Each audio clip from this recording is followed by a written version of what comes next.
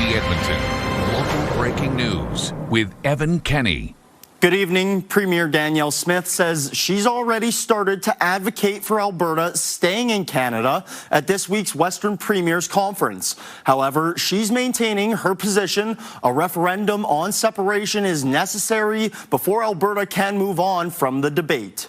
We want to get pipelines built to Churchill. We want to get pipelines built to the Grays Bay. We want to get pipelines built to either Prince Rupert or Vancouver. And you can't do that if you're fighting with your neighbors. I don't think that Albertans have a problem with their Western Canadian counterparts. I think their problem has been some politicians in Ottawa.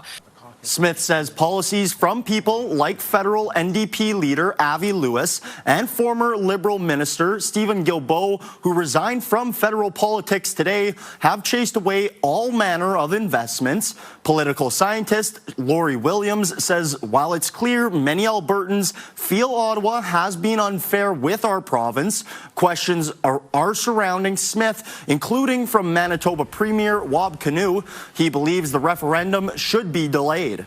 I think Wab Kinew's question is one that's echoing in a lot of places. Why not wait? Why not get the pipeline moved a bit further down the road and then hold the referendum? And that's going to be a tough question for Danielle Smith to answer. Williams says over the summer, she's going to be watching the polls and the work of pro and anti-separation advocacy groups to see how Albertans are responding to the referendum question. The UCP caucus is echoing its leaders' adamcy about remaining in Canada despite the referendum that could trigger a future vote on separation. The party says it's not a separatist party despite pushback from some of its membership. CTV's Tyson Fedor reports. Alberta is making headlines across the country for a referendum set for 5 months from now, where citizens will be asked if they want to remain in Canada or start the process of possibly leaving with another vote. This type of uncertainty is unhelpful for long-term investment decisions. Investment decisions that some within the UCP agree could be lost with growing sentiment and rhetoric around the separatism debate. We've got about 1 million Albertans who are frustrated with a relationship with Ottawa to a point where they think it's time to file the divorce papers. I don't feel that way. Premier Danielle Smith is adamant she does not want to split from Confederation, pointing to a deal to build pipelines with the PM. Her government caucus colleagues are also on board, with several planning to vote to remain. We support sovereign Alberta within United Canada.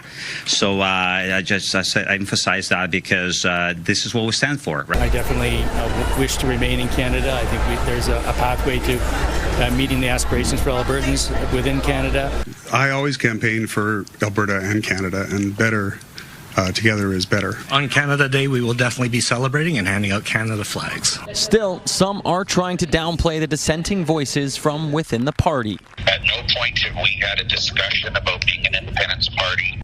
UCP President Rob Smith told CTV News late last week that the party would only consider a vote on becoming a sovereign, independent party if the majority of Albertans voted in a referendum to annex themselves from Canada. I think the Premier is doing the best that she can to prove to Albertans at this point in time how Alberta can prosper within Canada. The Premier blames past politicians and some current for backing Albertans into a corner on a vote on separation. Politicians who use their platform to target Alberta, target our resource, target our wealth. And that's what I think Albertans have responded to. Tyson Fedor, CTV News, Calgary. Prime Minister Mark Carney says if Alberta moves in favor of separation, a 50+1 referendum result will not be enough to break up the country. For under a Clarity Act, it is absolutely not, and I would just recommend that you read the Clarity Act. It's very clear. Not surprisingly, the Clarity Act is very clear, and a determination, and there's a series of conditions which I responded in the House for the record. The Prime Minister was responding to a comment made in the House by a Bloc Québécois MP. The MP suggested a bare majority would be enough. Carney said the House of Commons will not weigh in on whether the question on Alberta's upcoming referendum is clear because the vote is not binding. While construction ramps up across the city, one area may be feeling detours and delays more than most. Road projects are taking over areas of Edmonton's ever-expanding southwest. The area councillor is working to improve communication, but as CTV's Jeremy Thompson reports, that's small comfort for drivers dealing with long commutes. Land is being leveled and serviced near Edmonton's southern boundary. This will soon become the new Kendall neighborhood. People who already live here worry about adding to the population. Yeah, this area is pretty darn congested. I moved in 11 years ago and it was pretty bare and you could get anywhere really easy, and now it's not the case. Work is underway to improve traffic flow. Neighborhood developers are required to widen roads and improve intersections in phases as more homes get built and traffic increases. Right now, there are at least 4 different developer-driven projects along this stretch of road. For drivers, it means lane closures and long commutes. Our neighbors just moved because of the traffic. Yeah, that's how serious it is. It's how serious it is. Yeah, it's really crazy. They're doing all the construction at one time. All the roads are blocked. It's not just this part of Edmonton. Major projects are choking traffic flow near Twin Brooks along 111th Street. There's bridge construction on this section of Ellerslie Road, and parts of Winterburn Road or 215th Street are fully closed. The city acknowledges construction fatigue across Edmonton. A spokesperson says we're delivering unprecedented multi-year city-shaping investments to build a resilient future network while simultaneously managing record-breaking population growth and a return to pre-pandemic travel patterns. It is just on and on and on. Councillor Mike Elliott says the work needs to be done, but he believes it wouldn't be so painful for drivers if they knew it was coming. He's working with city staff to create a construction portal online. Anyone in the city can actually access this and find out what's going on in their communities and specifically their roads. So it doesn't alleviate everything, but I think the communication is going to be much better. Some relief is coming in the Windermere area. A few projects are scheduled for completion throughout the summer, while others won't be done for another year or 2. Jeremy Thompson, CTV News, Edmonton. Edmonton police say they need toxicology results before they can determine how a toddler died. EPS says officers were called Saturday night to help paramedics at an apartment near 91st Street and Jasper Avenue. Police say they were told a toddler was found dead inside a suite. The medical examiner's office completed an autopsy today, but can't make a determination until toxicology results are known. EPS homicide section continues to investigate. Police have arrested dozens of the most wanted criminals in the Edmonton area thanks to a joint operation between law enforcement agencies. Over a 4-day period last month, officers from the Edmonton Police Service, RCMP, and Alberta Sheriffs arrested 88 priority offenders with active warrants. The offenses range from possession of stolen property to aggravated assault to extortion with a firearm. Police say these types of joint operations are crucial to catching offenders who pose the highest risk to public safety. Because many offenders and organized crime networks operate across multiple jurisdictions, effective policing cannot occur in isolation. Joint forces operations like this enable agencies to collaborate, share expertise, and apprehend those causing the most harm to communities, while strengthening policing partnerships. The RCMP says it would like to conduct these types of large-scale joint operations at least once or twice a year. Parkland County RCMP are asking for help finding a vintage safe. Police say the safe was reported stolen from a home in Stony Plain on May 1st. The safe is branded Winnipeg SafeWorks and weighs about 450 kilograms. A witness told police that on either April 27th or 28th, they saw a dark-colored truck with a trailer using a winch to load the safe onto the trailer. Anyone with information is asked to call RCMP. A new weight loss procedure is now available in Edmonton for people struggling with obesity. As CTV's Curtis Goodrum reports, doctors hope the procedure can reduce the use of weight loss drugs. I've been struggling with my weight since I was 15. Marianne Thurber has been in a near lifelong battle with her weight. Last year, she was accepted to Royal Alexandra Hospital's bariatric clinic, a centre focusing on treating obesity. After 8 months, Thurber had the choice of a gastric bypass procedure or something new. I wasn't really sure if I wanted to do the bypass or the sort of bigger surgery, so he suggested this new type of surgery that he's doing. The procedure is called endoscopic sleeve gastroplasty, or ESG. It essentially shrinks a person's stomach, making the person full faster. We have control to be able to suture in this and out and pass sutures, enabling us to perform this procedure. Thurber's lost more than 90 pounds through the bariatric clinic. I feel a lot more active. I enjoy walking all the time when I never used to. According to the Royal Alexandra Hospital, they're at the forefront of this new procedure, and it's already being covered by Alberta Health Services for those in the bariatric clinic at the hospital. This is the other option where the complication rate is very small, the benefits are really large. The team at Royal Alexandra started performing ESGs at the beginning of December. They've since completed 10. They say it's the future of weight loss. And it's pain-free and it's reversible, so I think this is a technology that's a true game changer. Weight loss drugs like Wegovy and Ozempic can be taken before and after the procedure, but the team hopes this will lower the need. The whole thought is that this should allow you to come off those medications. So you wouldn't need to be on lifelong medications once you've had this surgery. I do feel like a new kind of life has opened up for me. Thurber hopes others will consider the procedure so it could change their lives too. Curtis Goodrum, CTV News, Edmonton. A local Juno Award-winning group is preparing for their next national tour. The Axios Men's Ensemble and the tenors and basses of the Pro Coro Canada is the first men's choir group to win a Juno Award. They're also the first choir from outside of Quebec or Ontario to win, and the first a cappella album to win. Their album about the Russian invasion of Ukraine won the Classical Album of the Year.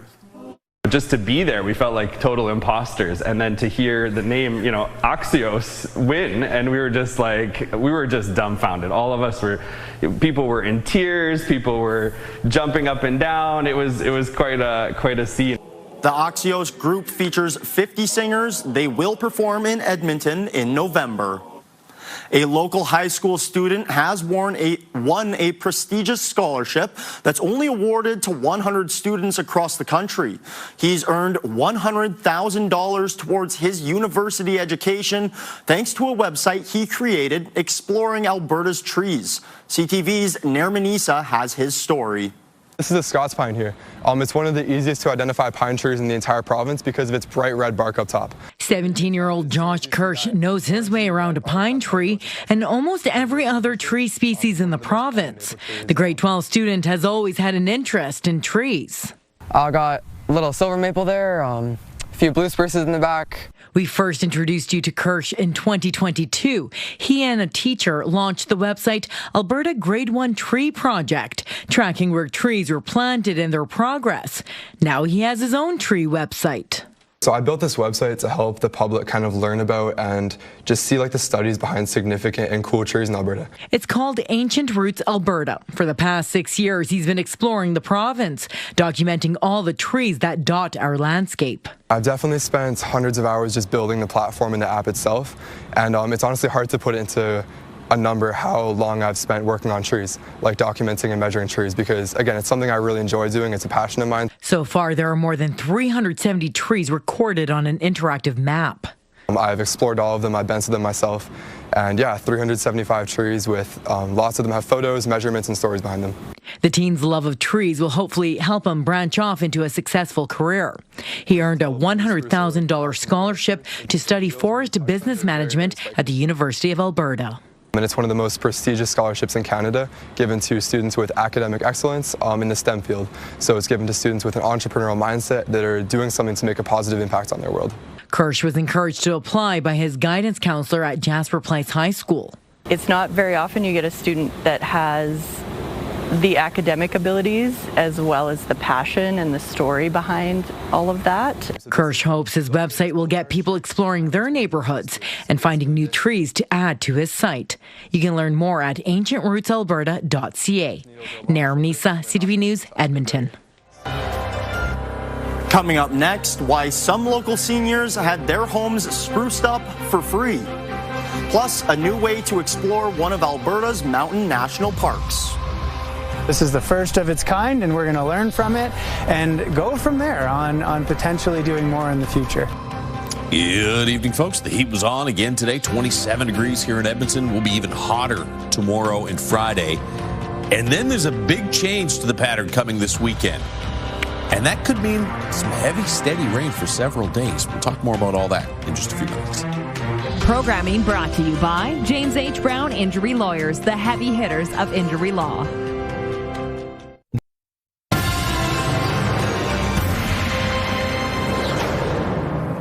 As millions of Muslims mark Eid al-Adha by making their journey to Mecca for Hajj, Muslim Edmontonians are holding their own celebrations. Special prayers took place this morning at different mosques in the city, including at the Edmonton Islamic Academy.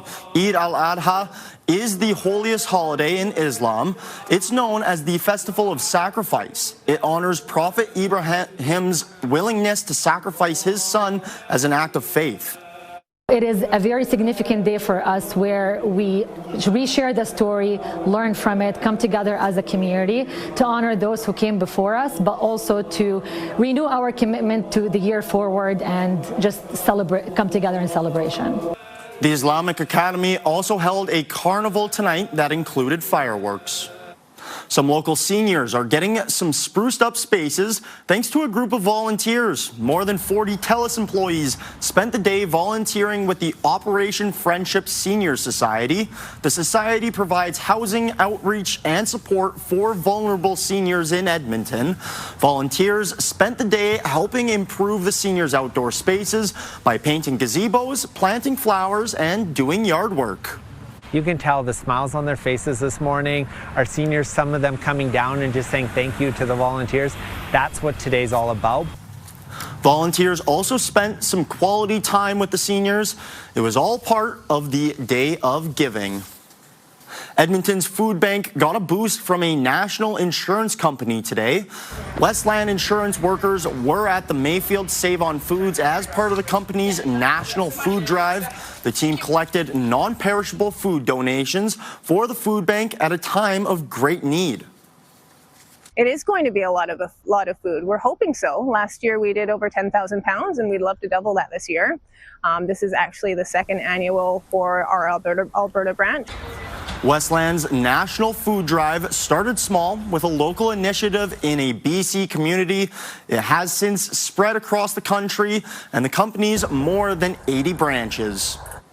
A company that runs tours of the Columbia ice fields has unveiled a first-of-its-kind electric vehicle. The new Ice Explorer will take guests on the same rocky route to the Athabasca Glacier, but it'll be entirely powered by solar energy. CTV's Tim Brook has more on the vehicle and how it could be a signal of an eco-friendly shift. There are some things you're almost guaranteed to see in Jasper National Park: the Rockies, tourists, and one of these. The Ice Explorers have been taking guests to the Athabasca Glacier for decades. The fleet's newest member is a little different. Make sure you use the handrails, please. This is the first of its kind, and we're going to learn from it and go from there on potentially doing more in the future. The electric Ice Explorer recently took its maiden glacial voyage. This is a really important step when it comes to emissions, and so it feels good, and that's my favorite part in all this for sure. It's lighter, roomier, and quieter than its diesel predecessors. Good conversation. The Made in Canada Explorer can run up to 6 days of tours without needing a solar charge. So our challenge was, how do we make a vehicle that can operate in these conditions, going up very steep hills, going down very steep hills, hauling a lot of weight. So our main design was trying to make this vehicle as light as possible. So To start from the ground up is what we did. We have 6 kilowatts of solar on the roof, which puts back approximately 12% on an average day into the battery. The unveil comes 6 years after a devastating Ice Explorer crash killed 3 passengers and injured 14 others. There were no criminal charges, but the vehicles have all since been equipped with more safety features. Everything is based on the regenerative braking. So the engine itself will recharge as you're heading down the hill, and it adds that brake automatically without having to put your foot on it. So I really do think it feels a lot safer. The electric Explorer cost roughly $1.2 million. It is now operating. Tim Brook, CTV News, Calgary. Still ahead, how one local restaurant is honoring a former Oilers superfan on his birthday. When Ben would be in the hospital for long stays, when he'd get released, we'd want a way to celebrate, and he'd always pick a meal that we would have.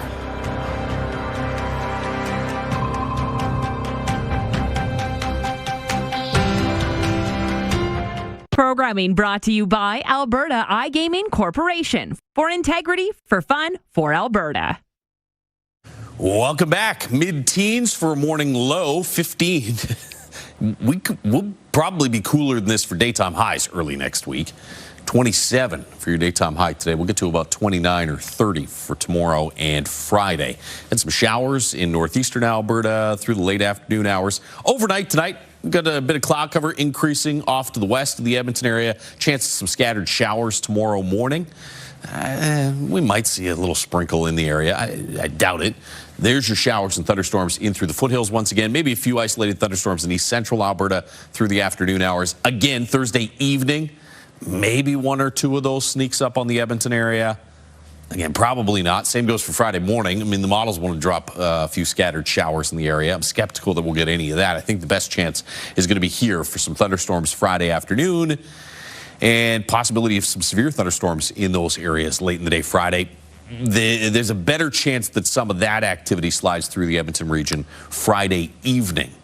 And then things get real interesting. There's the warm flow for the next couple of days.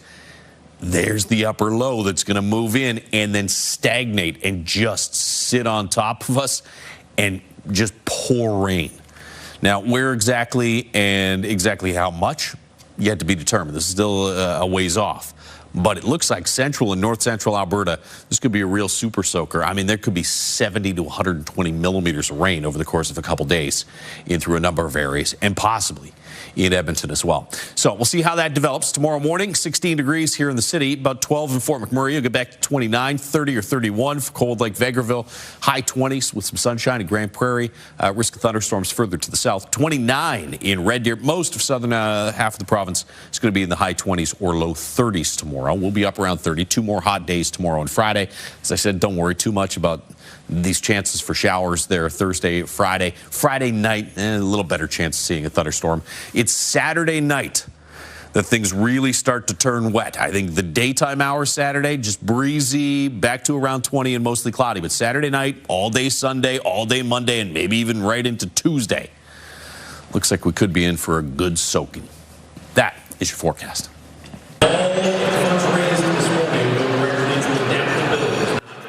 All right, before he was in studio, Josh was up early this morning to help MC the Adaptabilities Breakfast in Edmonton. Adaptabilities works to fill gaps in essential services for people with disabilities. Organizers say this annual breakfast is a way to celebrate the success of the families the charity supports.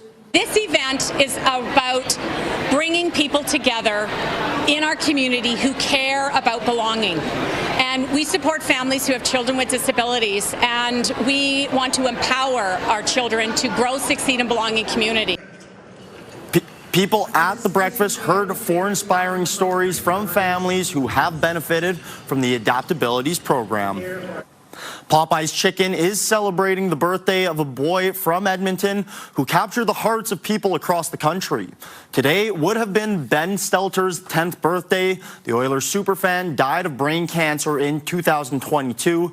A foundation in his name now supports other young cancer patients and their families. For a second year, Popeyes is donating money raised through the sale of Ben's favorite chicken tender combo to that foundation.